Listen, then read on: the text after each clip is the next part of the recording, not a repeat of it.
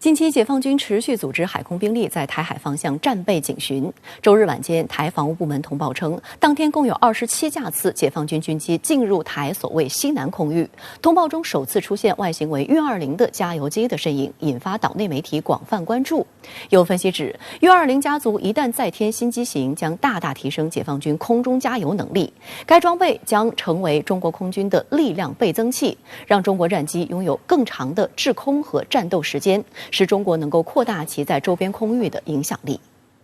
周日晚间，台防务部门发出通报称，当天台海上空再次出现庞大的解放军巡台机队。据台军方的统计称，周日解放军有空警500机2架次，运9机1架次，轰6战机5架次，外形为运20的加油机1架次，歼10战机6架次，歼11战机4架次，歼16战机8架次进入所谓西南防空识别区。事实上，今年9月，运20总师唐长红院士在出席第13届中国航展新闻发布会上就曾经介绍，运20不仅可以作为战略运输机，还可以作为一个重要平台，在其基础上改装多型特种飞机。比方说，他做的话一些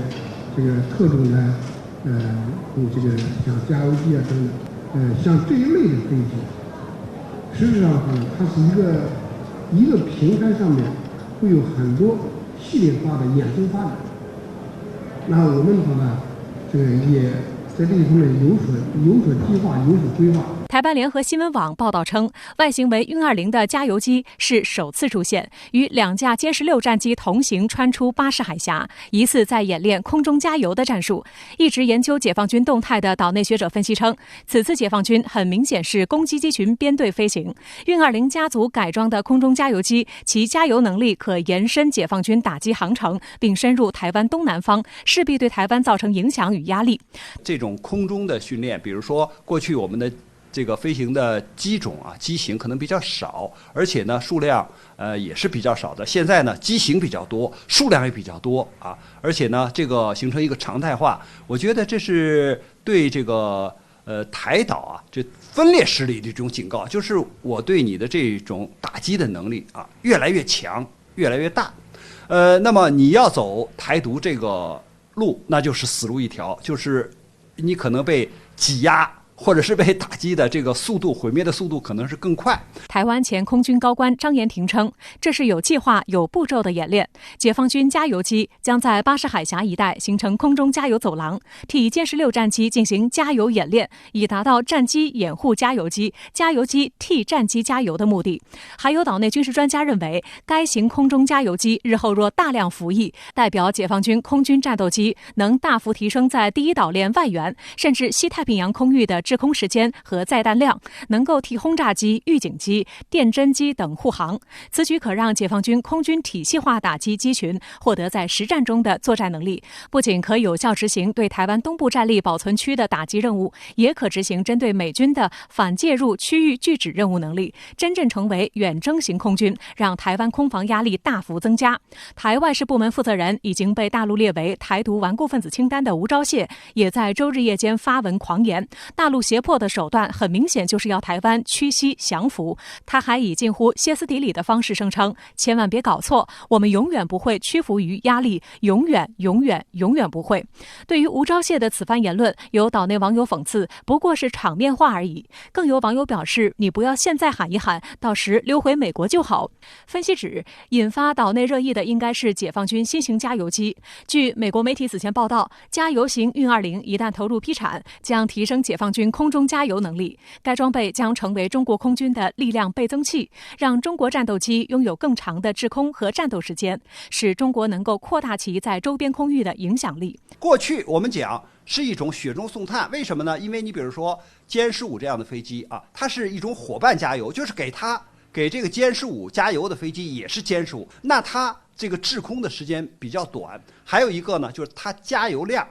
比较少，所以你有了运20之后，可以给一个机群啊来加油，那这样的话它的作战能力是大幅度提升啊。所以过去我们说这个伙伴加油是一种雪中送炭，就解决了加油的问题，但是现在有了这种运20加油机之后，可以说是锦上添花。所以我认为呢，就是这个运20加油机啊，它加入人民空军以后呢，可以整个的提升就是人民空军的这种战略作战的能力，或者说战略空军的这个能力的短板啊，其中一块短板它是给补齐了。外界注意到，解放军军机台海战巡已是常态。10月4号，台当局2度发布即时军事动态称，当天日间发现56架次解放军军机进入台空域，创下纪录。在台当局发布11月28日即时军事动态前，一家岛内亲绿媒体报道称，解放军军机本月每日不差地抵近台湾附近空域，本月还差2天就达到全勤。上周五，解放军东部战区新闻发言人施毅陆军大校表示，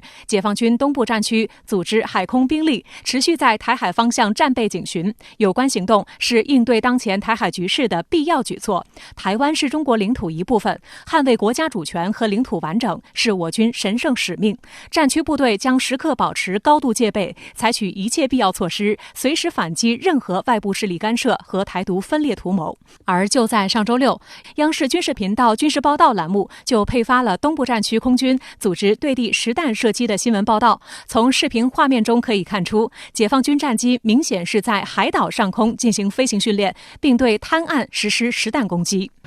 飞行员前期首先根据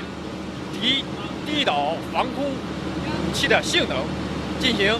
地面的突击航线的规划，根据地面高大障碍物以及地面的起伏情况进行超低空突防。此外，值得注意的是，据南海战略态势感知平台周一消息，当天美海军一架 P-8A 反潜巡逻机从日本三泽基地起飞，自南向北穿越台湾海峡上空空域。这是美军军机今年以来首次穿越台湾海峡。P-8波塞冬反潜巡逻机是美国波音公司设计生产的新一代海上巡逻机，用于取代老型号 P-3C 巡逻机。该机主要用途为海上巡逻、侦察和反潜作战，装备有先进的声学、光学和雷达传感器。针对美军舰机穿越台湾海峡，解放军东部战区多次指出，美方有关行为性质恶劣，严重危害台海和平稳定。台湾是中国领土一部分，战区部队时刻保持高度戒备，坚决反制一切威胁挑衅。波罗的海3国立陶宛、爱沙尼亚、拉脱维亚共计10名国会议员在周日窜访台湾。台湾地区领导人蔡英文在会见其一行时称，明年初立陶宛会在立陶宛设立台湾所谓的代表处。周一呢，外交部发言人汪文斌警告立陶宛，损害中国主权必将付出应有的代价，任何人对此都不应抱有幻想。有观察认为，立陶宛等国家勾连台湾，一方面是想跟民进党当局要钱，另一方面呢，也是受了美国的撺掇。立陶宛甚至不自量力要来介入印太事务，这让台湾媒体都忍不住嘲笑，这是个夜郎自大的国家。立陶宛国会所谓友台小组主席马尔德基斯周日清晨率团抵达台湾。马尔德基斯抵台后大言不惭地宣称，此行会再为双方带来更进一步的了解。In a year, Lithuania and Taiwan made big steps in cooperation and understanding one another, and this trip, I guess, will be one more step. Understanding each other. 除了立陶宛外，爱沙尼亚和拉脱维亚国会友台小组主席及多名国会议员也在周日抵达台湾。6名立陶宛议员当中，包括1名3月份被中方制裁的议员。蔡英文周一会见3国国会议员时，十分殷勤地感谢3位友台小组主席促成访问。蔡英文甚至透露，明年初立陶宛会在台湾设立所谓代表处。就此，外交部发言人汪文斌在周一例行记者会上表示，中方已经对立陶宛制造一中一台的错误行径做出了正当有力的回应。中国主权不容侵犯，损害中国主权必将付出应有的代价，任何人对此都不应抱有幻想。我们再次正告立方，以实际行动纠正自身的错误，切实履行立方在涉台问题上所做的政治承诺。立陶宛等国议员对外宣称，此行的主要行程是出席一个论坛。值得注意的是，该论坛由台湾台立法机构、台外事部门、美国国际民主协会及台亚基金会共同举办。12月2日至3日在台北以线下和线上混合方式举行。不过，这些议员赴台参加论坛只是幌子，他们与蔡英文当局勾连的背后，实际上根本是一笔肮脏的政治交易。有岛内网友讽刺称，这些议员是赶来领赏，专程来收钱。立陶宛经济及创新部长奥莫纳20号也承认，与中国大陆对抗过程中，从台湾获得好处。在半导体行业的智慧科技领域，立陶宛可以从台湾学到很多。立陶宛企业已经在与台湾公司合作。此外，台湾网络和社交媒体也盛传，美国贷款给立陶宛的6亿美元极可能是蔡英文当局给的，由台湾民众买单，美国只做无本生意。往往呢跳得比较急，跳得比较欢，其实也是充当了遏制中国的美国的一个急先锋。你像立陶宛这次呢，中国采取反制措施之后，确实对它的经济也产生了一定的影响。那么如果能从台湾获得一些经济或者经贸上的支持，那么显然这对立陶宛来讲也是非常必要的。其实呢，就是邀功请赏，就是跳在了反华的第一线。就在立陶宛代表团周日窜访台湾前不久，美国国会议员刚刚离开。继本月9日6名美国国会议员窜访台湾后，上周四又有5名美国国会议员抵台窜访。在台20几个小时内，窜访团会见了蔡英文、吴钊燮、台军退辅会负责人冯世宽等人。双方就区域安全情势、台湾后备军力提升、所谓美台经贸合作等议题高谈阔论。台湾的政论节目也认为，立陶宛等3个国家议员在美国议员之后窜访台湾，是拉美国议员壮胆，同时也是美国拉拢一起打台湾牌。这一次的爱沙尼亚跟拉脱维亚的这个加起来10个国会议员来到台北，那跟美国的国会议员同一个时间来到，这时间点挑得真好对不对？这背后有没有一点设计？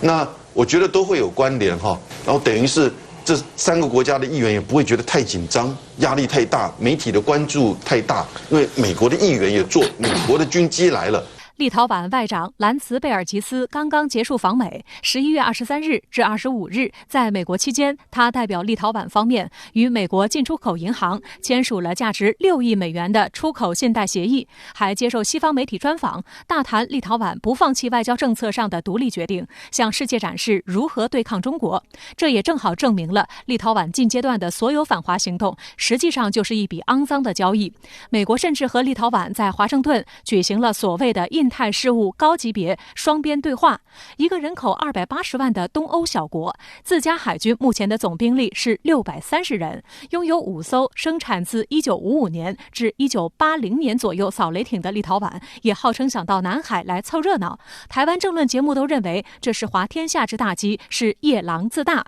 280万的这个欧洲国家要来关心印太地区，这个就是一句成语了，那叫夜郎自大。是啊，这个你们真的管得到吗？夜郎是个国家，夜郎是个小国。对。此前，立陶宛不顾中方多次警告及反复交涉，允许民进党当局在该国首都设立台湾代表处，在涉台问题上挑衅中国核心利益，在相继召回驻立陶宛大使及无限期暂停使馆领事业务后，中国外交部日前正式召回立陶宛外交部，决定将中国驻立陶宛外交机构更名为中华人民共和国驻立陶宛共和国代办处，并要求立方相应更改驻华外交机构称谓。对于立陶宛的无理举动，法国24小时电视台报道称，这是制造连环挑衅的小刺。法国网友评论认为，欧盟北方的一些小国对欧洲稳定构成了危险。立陶宛正在美国和欧洲之间玩游戏，可能会因此付出巨大代价。这其实是他们最终的一个目的，就是把台湾问题、中国内政问题把它国际化，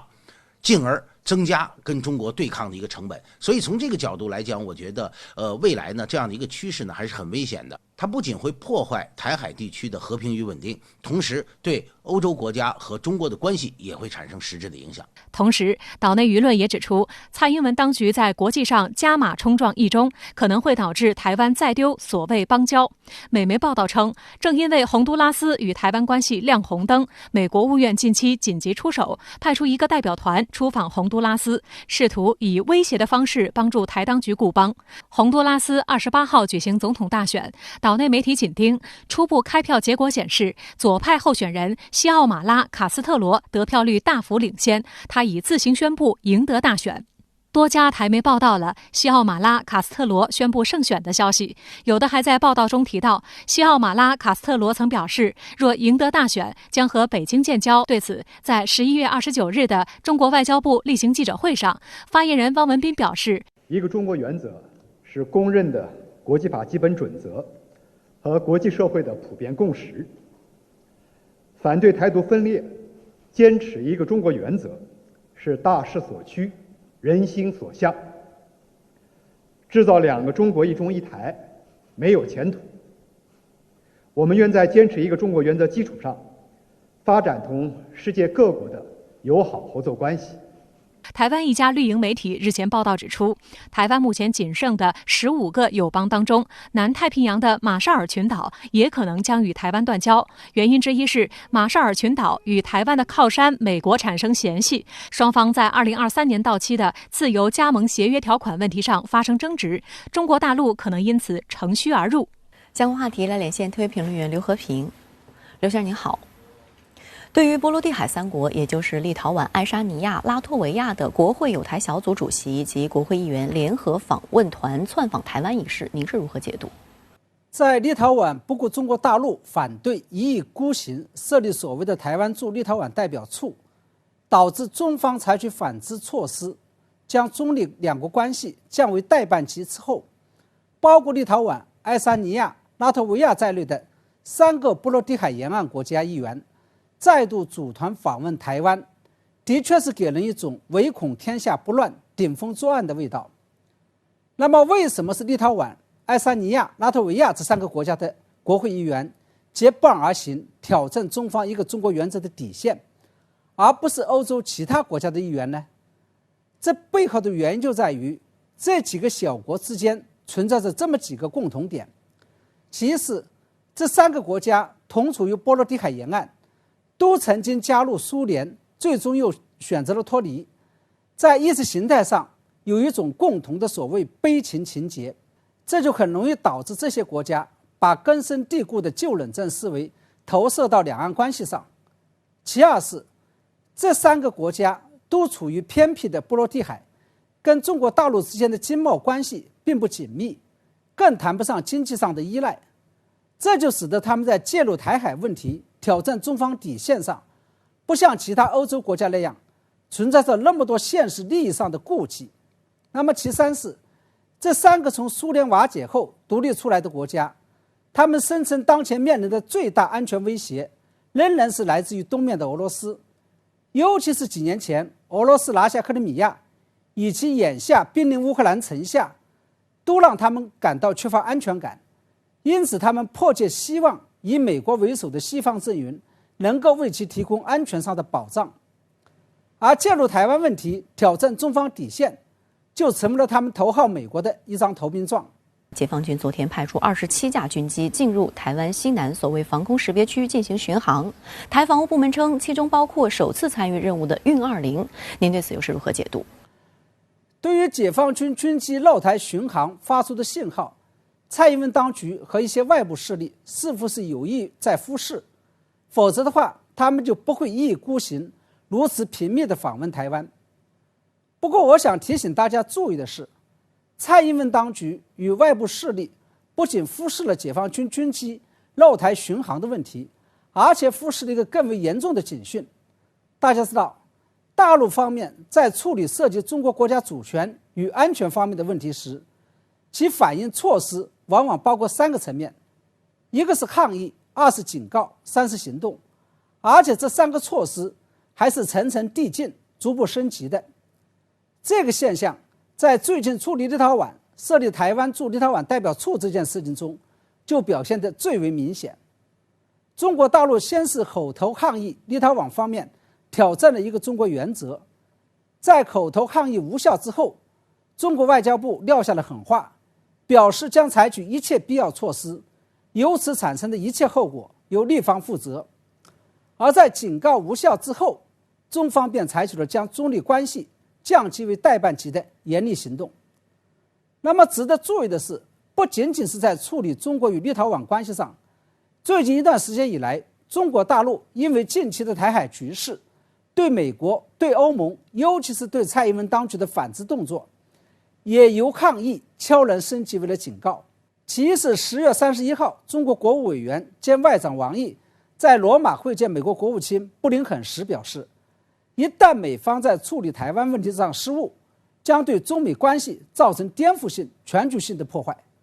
我当时就认为，这已不再是一般意义上的口头抗议，而是严厉的警告。其二是本月中，中国驻欧盟使团团长张明大使对一些欧洲国家也放出了一句警告意味十分浓厚的话，也就是看起来欧洲有些人低估了中国人民实现国家统一的意志。其三是在立陶宛设立所谓的台湾驻立陶宛代表处之后，中国大陆对蔡英文当局的警告是，台当局企图挟洋自重，搞政治操弄，最终必将死路一条。我认为这些都意味着中国大陆在台湾问题上对美欧与蔡英文当局的反制措施正在悄然升级，也就是由抗议升级为了警告。假如有关方面仍然假装听不懂，尤其是执意要一意孤行的话，那警告之后的动作就是具有实质性杀伤力的行动了。好的，谢谢刘先生跟我们共同在线分享您的观点，谢谢。日本防卫省年度补充预算案再创新高，用以加速强化防卫能力。首相岸田文雄身着军装出席自卫队检阅仪式，为何再引争议？美日下月首次在日本国内联演导弹游击战，到底有怎样的针对性？张斌、吴畏、霍建岗深入观察。日本首相岸田文雄周日在视察陆上自卫队时扬言，日本为了保证国家安全，不排除先发制人，也就是说，形势日益紧张的情况下，日本可能会优先使用武力。岸田的言外之意就是具备正常的军事力量，也就是日本要突破和平宪法。日本首相岸田文雄上周六在陆上自卫队朝霞驻地出席检阅仪式，视察了在灾害派遣中用于掌握情况的小型无人机和具有良好机动性的8轮式装甲车，并试乘了装甲车和坦克。岸田文雄称，考虑到日本周边安全环境急速变化的现状，日本将强化必要的防卫力，竭尽全力保护日本的领土、领海、领空以及日本公民的生命安全。岸田文雄在渲染日本安全威胁时谈到朝鲜，称朝鲜导弹技术正在持续性发展，包括新一代的超音速武器，日本不应对此掉以轻心。岸田同时不忘扯上中国，无端指责中国军力增长没有透明度等等。岸田文雄称，日本将考虑所有必要方案，包括对敌方基地实施先发制人打击的能力。观察指，岸田文雄提到的所谓先发制人打击，就是在明着承认日本将从此放弃专守防卫战略，不等他国打到自己，日本就将先发制人攻击对方。这突破自卫的范畴，在事实上拥有了对他国的宣战权。根据日本和平宪法第9条，日本永久放弃战争，并且不保持陆海空军及其他战争力量。因此，自2战结束后，日本在法理上就不具备对他国发动战争的权利，只能在专守防卫的基本方针下，在受到他国的主动攻击后，才可行使武力自卫权。岸田文雄上台以来，多次提出要修改国家安保战略宪法的言论，放言要允许日本自卫队拥有对敌率先攻击的能力。另一方面，日本防卫省2021年度补充预算案总额高达7738亿日元，创下补充预算金额之最，其中包含865亿日元驻日美军整编相关经费，并且防卫省补充预算案和2022年度预算案将一起提前制定，两者相加很有可能突破以往历届日本政府控制的防卫预算不超过 GDP 1% 的标准。日本共同社报道称，日本防卫省2021年度补充预算将主要用于采购武器装备，以强化西南诸岛防卫。其中，日本防卫省将购买3架 P1 巡逻机和1架 C2，用于加强海空警备。另外，还将购买地对空拦截导弹爱国者3升级版，以及导弹、水雷、鱼雷等。在日本，补充预算通常不涉及防卫领域，但自2012年年底第2届安倍晋三政府成立后，补充预算开始延伸至防卫领域，将未纳入年度经常性预算或不太方便，甚至等不及纳入次年经常性预算的部分，以年终补充预算的方式实现。近年来，日本政府每年都会进行防卫领域的补充预算。对于日本防卫省补充预算案创下历史新高，日本经济新闻发表社论宣称，以补充预算的方式购买军备，日本政府有必要向国民进行细致说明。日本前首相鸠山由纪夫则在推特上批评称，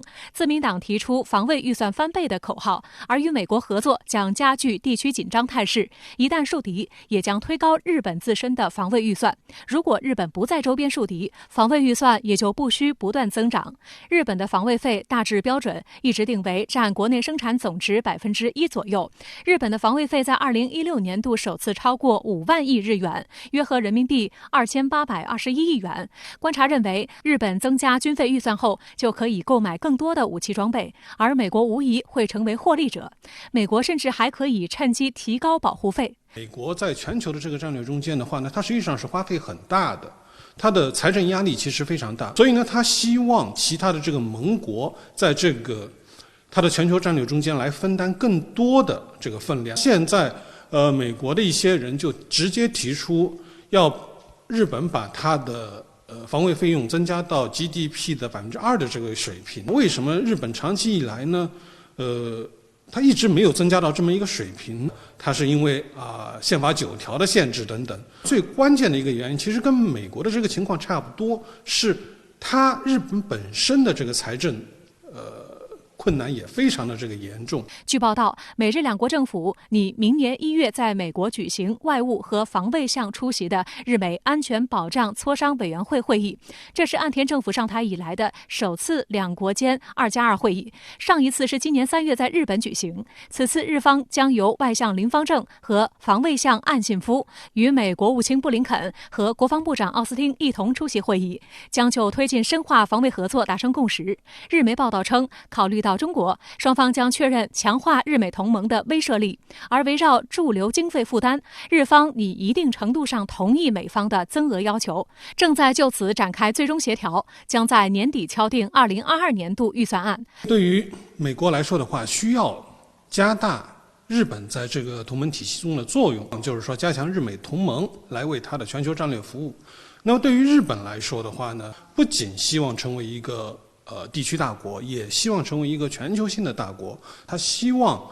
借用美国的这么一个力量来达到他一个目的。在拜登上台以后的话呢，实际上是在修复当时跟菅义伟政府之间的这个关系。那么现在岸田上台以后呢，他希望更进一步的来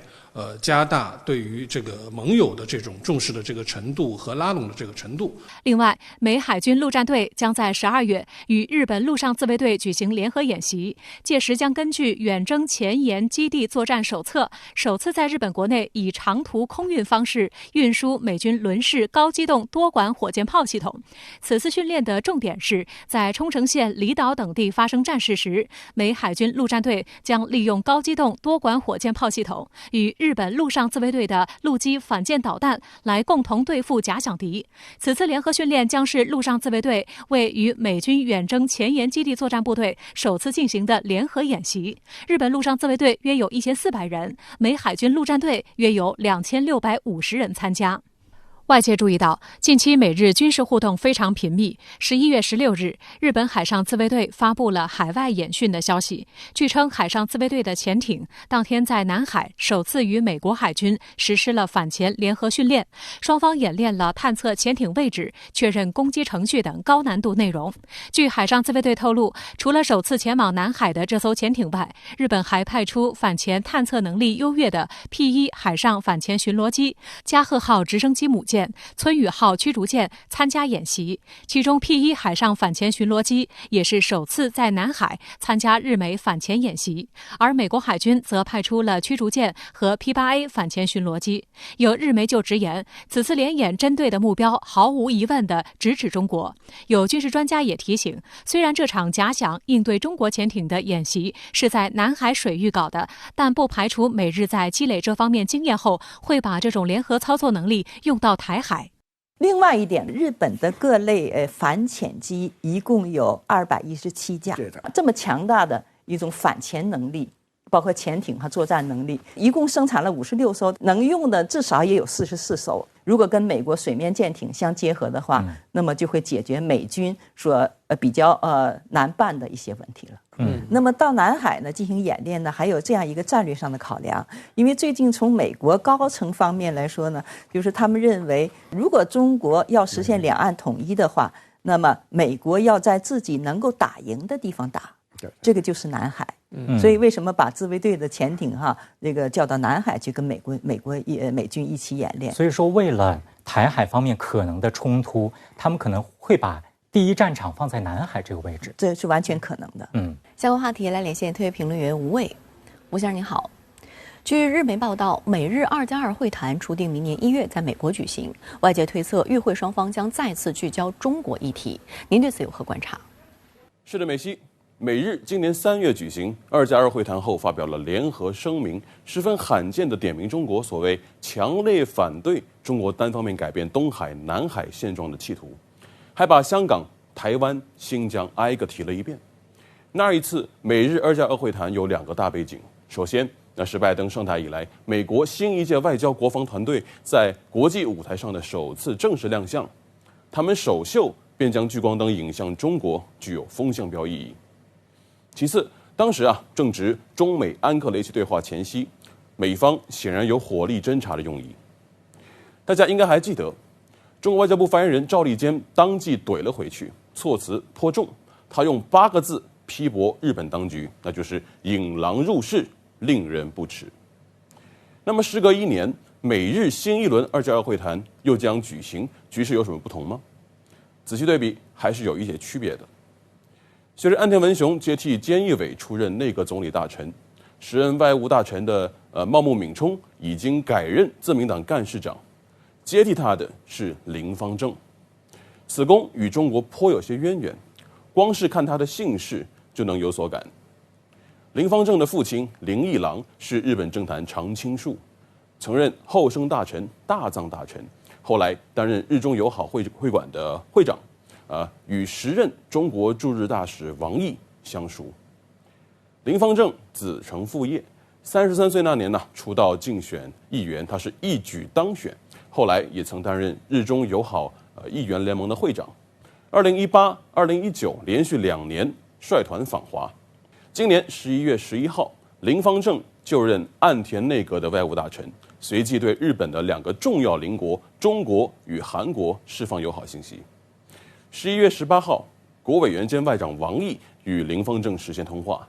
后来林芳正主动在电视节目中透露，正是在这通电话中，他接到了访问中国的邀请。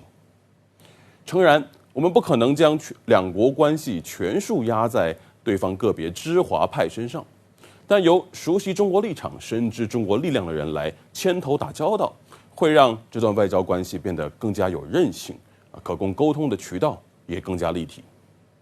明年恰逢中日恢复邦交正常化50周年，如果林芳正能够在明年实现访华，或给中日关系创造一个可供回旋的窗口期。另一方面，日本首相岸田文雄周6视察陆上自卫队驻地时发表训示称，不排除建设能对敌方基地发起攻击的能力。您对此又是如何看？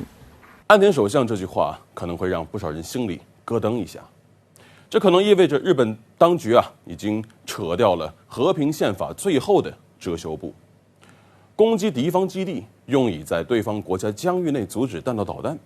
这句话听起来好像十分拗口，但我用军事逻辑稍加翻译，大家就明白，这其实就是6个大字：先发制人打击。先发制人与日本宪法体现的专守防卫完全背道而驰，甚至直接颠覆了宪法第9条中对交战权的否认的表述。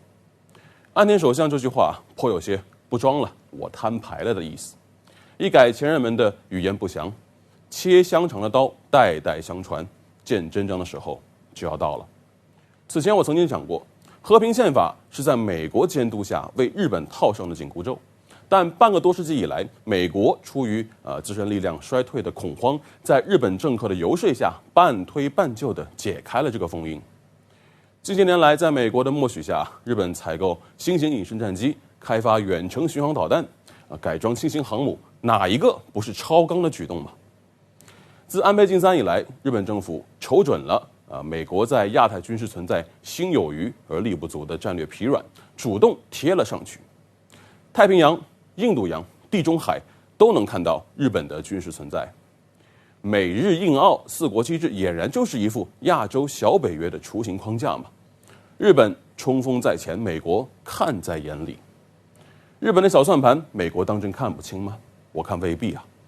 太平洋战争的血腥战训，让美国人早就看透了日本这个民族的底色。只是冷战以来啊，这一主一仆出于这个利益交织，始终在玩着危险的控制与反控制博弈。美国想守住苦心经营半个多世纪的东亚秩序，日本呢则盘算着趁势走向国家正常化，挣脱身上的一系列枷锁。美日需要一个共同的敌人来维系这种互相利用的塑料关系。东亚这些年的热点地区啊，就这样成了美日军事同盟榜上有名的危险区域。好的，也谢谢吴先生跟我们共同在线分享您的观点，谢谢。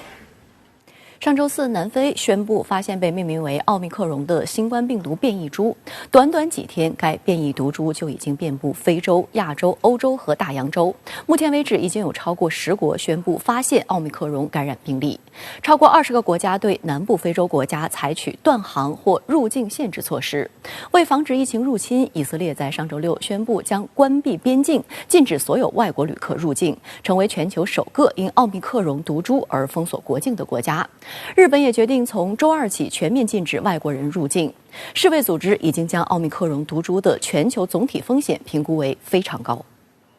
香港周一通报，再发现1例新冠病毒奥密克戎输入个案，至今累计有3例。新增的奥密克戎输入案例是周日公布确诊的37岁男患者，他上周3从尼日利亚经泰国抵达香港，第3天的检测样本呈阳性，目前无病征。该名患者10月初已完成接种2剂莫德纳疫苗。特区政府称，累计的3宗相关个案没有发现密接者确诊，相信尚未流入社区。因应最新发展，香港将加强发现相關地區人士來港的登機及檢疫安排。Omicron 嘅變異病毒株喺全球擴散嘅速度咧係極快，我哋係必須要咧係比嚴陣以待咧係更嚴陣以待。香港特區政府稱，目前關於奧密克戎的資料不多，暫時發現的確診案例感染後3至4天發病，3人中2人無病徵，1人喉嚨痛，無需用藥。究竟對個疫苗有冇咩特別影響到傳播性？個案嘅數據少，不過我哋都同世衛都有聯繫過，世衛都現時覺得咧，現時嘅疫苗啦，都對於而家嘅病毒株咧係有一定嘅保護嘅，可能對於嗰個傳播保護咧有機會較低。但係對於咧去防止一個嚴重嘅併發症或者死亡咧，呢個絕對打疫苗咧係有幫助嘅。當地時間周日，世衛組織在向成員國發布的技術簡報中表示，鑑於奧密克戎毒株存在免疫逃逸潛力和可能導致傳染性增加，其在全球範圍內進一步傳播的可能性很高，未來可能會出現新冠病例激增，造成嚴重後果，因此將奧密克戎毒株的全球總體風險評估為非常高。不過在世衛組織同一天發布的已知信息匯總摘要中指出，奧密克戎毒株有幾處突變，可能對其傳播能力和致病程度產生影響，但目前尚不清楚其是否比其他變異株更具傳染性，以及是否會導致更嚴重的疾病。此前，世衛組織已表示，正與合作夥伴進行研究，以了解奧密克戎毒株對現有新冠疫苗有效性和檢測工具的影響。奧密克戎變異病毒在短短幾天蔓延全球多地，為防範這一新型毒株入境和擴散，多國對國際航班和旅客實施入境限制。其中，以色列11月27號宣布將關閉邊境，禁止所有外國旅客入境，成為第一個因為奧密克戎病毒而封鎖國境的國家。亞洲方面，日本政府迅速升級措施，於周一下午宣布，在全球範圍重新暫停留學生、商務人員和技能實習生入境日本。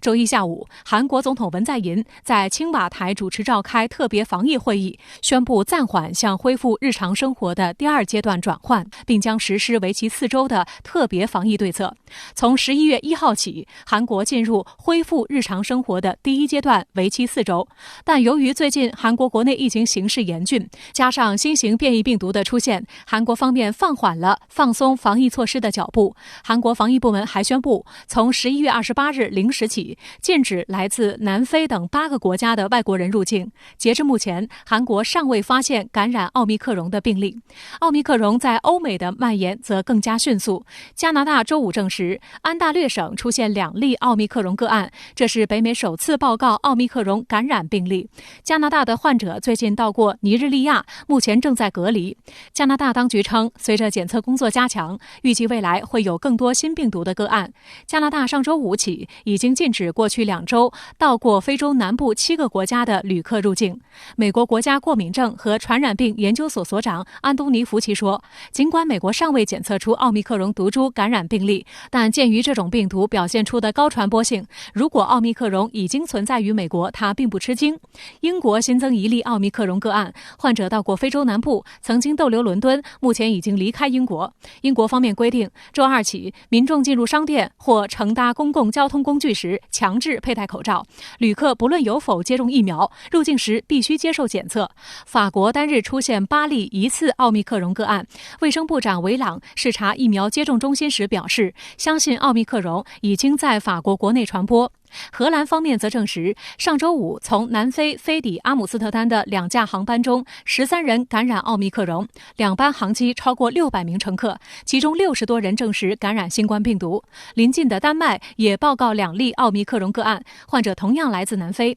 澳大利亚同样失守，总理莫里森表示，因应奥密克戎个案出现，将会重新检视下月向技术移民和学生重开边境的计划。当地目前已经禁止来自9个非洲国家的旅客入境，从这些国家回国的公民强制隔离2周。而最先发现奥密克戎病毒的南非总统拉马福萨表示，未来数周会有第4波疫情，考虑只让已经接种疫苗人士进入特定场所或参与活动，但暂时不考虑封城。针对各国发布的旅行禁令，南非卫生部长上周五对此批评称，多国对其发布旅行限制是不公正且草率的。新冠病毒是一场全球卫生危机，我们必须共同合作，而不是惩罚对方。过去2天内，全球宣布对南非及其周边国家实施旅客和航班入境限制等措施。周一，外交部发言人汪文斌在回应记者提问时表示，中方注意到有关新冠变异病毒的情况。新冠肺炎疫情发生以来，中方始终密切关注全球疫情形势变化，对来华人员采取科学必要的防疫措施，并保持动态调整。尽管蔓延迅速，但专家们对奥密克戎的传播能力和致病程度仍然没有准确的了解。南非专家们指出，奥密克戎毒株目前仅引起了不寻常但轻微的症状，但现在判断该变异毒株不会引起重症还为时过早。据《纽约时报》周日报道，南非医学协会主席安吉丽库切指出，感染奥密克戎毒株的患者目前呈现的症状不同寻常，但很轻微，感染者都是轻症，他们会感到肌肉酸痛、不适和疲惫。不过，也有专家指出，南非第一批新毒株感染者大多数是年轻人，随着病毒在人群中传播，症状可能会发生变化。此外，由于新病毒发现的时间很短，目前轻症甚至没有足够的时间发展成重症。如果奥密克戎毒株会导致重症，接下来1-2周内，南非等国的住院人数将显著增加。